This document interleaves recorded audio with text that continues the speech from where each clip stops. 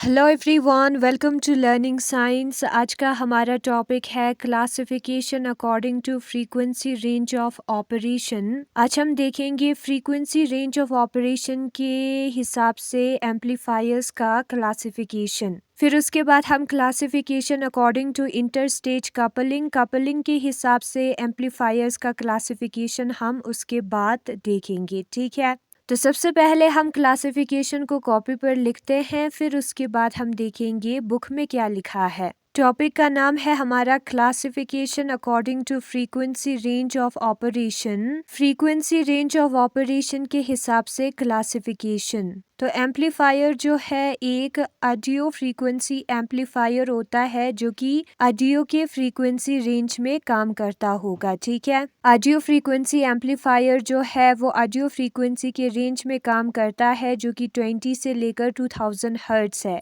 Audio frequency range. ठीक है, फिर उसके बाद रेडियो फ्रीक्वेंसी एम्पलीफायर है जो कि रेडियो फ्रीक्वेंसी के रेंज में काम करेगा। इलेक्ट्रोमैग्नेटिक वेव्स का अलग अलग रेंज होता था ना, रेडियो वेव्स, माइक्रोवेव्स, तो इसमें जो रेडियो फ्रीक्वेंसी रेंज है उसमें काम करता है एम्पलीफायर, और रेडियो फ्रीक्वेंसी रेंज होता है 16 kilo hertz to mega hertz. तो 16 किलो हर्ट्ज से मेगा हर्ट्ज तक काम करता है हमारा एम्पलीफायर। तीसरा है हमारा video frequency amplifier. Video frequency amplifier जो है वो 50 हर्ट्ज से लेकर मेगा हर्ट्ज तक होता है वीडियो फ्रीक्वेंसी रेंज। ठीक है, तो उसमें काम करेगा ये एम्पलीफायर। तो फ्रीक्वेंसी रेंज के हिसाब से एम्पलीफायर जो है वो 3 टाइप का होगा: audio frequency amplifier, radio frequency amplifier और वीडियो फ्रीक्वेंसी एम्पलीफायर। फिर उसके बाद लिखते हैं दूसरे वाले क्लासिफिकेशन को, वो होगा हमारा classification according to interstage coupling.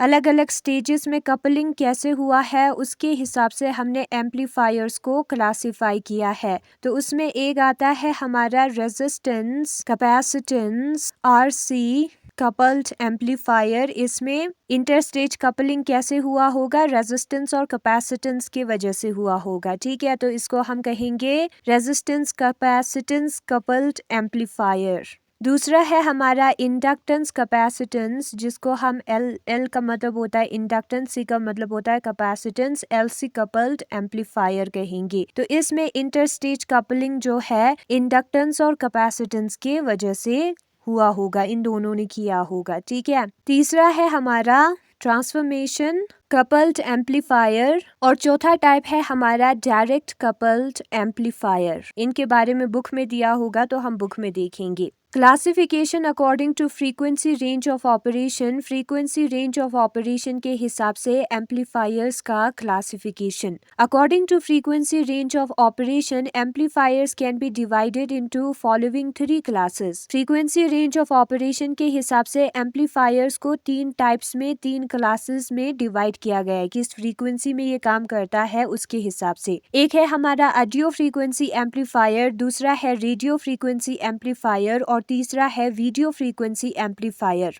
Audio frequency amplifier जो है वो सिग्नल को एम्पलीफाई करेगा ऑडियो फ्रीक्वेंसी रेंज का। ऑडियो फ्रीक्वेंसी रेंज कौन सा रेंज है? 20 हर्ट्ज से लेकर 20,000 हर्ट्ज, जिसको हम सुन सकते हैं। ठीक है, उस रेंज के सिग्नल को एम्पलीफाई करेगा। रेडियो फ्रीक्वेंसी एम्पलीफायर जो है वो एम्पलीफाई करेगा, स्ट्रॉन्ग बनाएगा सिग्नल को रेडियो फ्रीक्वेंसी रेंज का, जो कि 16 किलो हर्ट्ज से लेकर सेवरल मेगा हर्ट्ज के बराबर होता है। वीडियो फ्रीक्वेंसी एम्पलीफायर जो है वो एम्पलीफाई करेगा सिग्नल को या एसी वोल्टेजेस को, जिसका रेंज होगा 50 हर्ट्ज से लेकर सेवरल मेगा हर्ट्ज तक। ठीक है, तो यहाँ पर 16 किलो हर्ट्ज सबसे ज्यादा है, फिर यहाँ पर 50 हर्ट्ज है। 16 किलो का मतलब 16,000 हर्ट्ज रेडियो फ्रीक्वेंसी एम्पलीफायर का होता है, वो उस सिग्नल को एम्पलीफाई करता है। ठीक है, तो ये है हमारा 3 types of amplifier according to frequency range of operation. Frequency range of operation के हिसाब से audio frequency amplifier, radio frequency amplifier और वीडियो फ्रीक्वेंसी एम्पलीफायर। मेगा का मतलब होता है 10⁻⁶। ये एक पार्ट हो गया। दूसरा है हमारा दूसरा पार्ट इंटरस्टेज कपलिंग।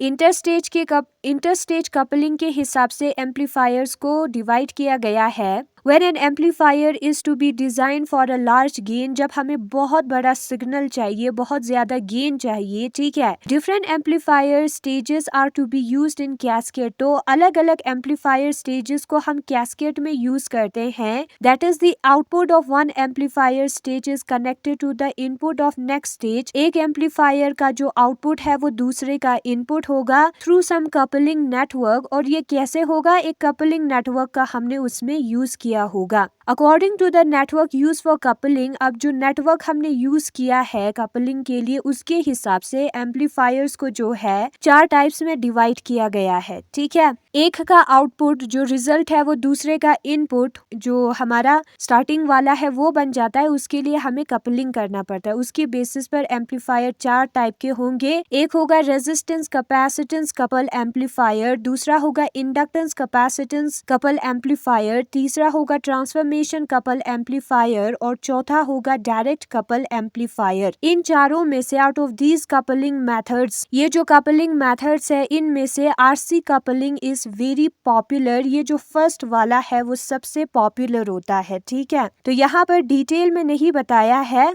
कि ये सारे क्या है, तो हम भी नहीं करेंगे। तो यही है आज का हमारा छोटा सा टॉपिक, जिसमें हमने क्लासिफिकेशन को पढ़ा एम्पलीफायर्स का, फ्रीक्वेंसी रेंज ऑफ ऑपरेशन और इंटरस्टेज कपलिंग के हिसाब से। आरसी कपलिंग जो है, रेजिस्टेंस कैपेसिटेंस कपलिंग जो है, वो सबसे पॉपुलर है इन 4 कपल एम्पलीफायर में। Thanks for watching.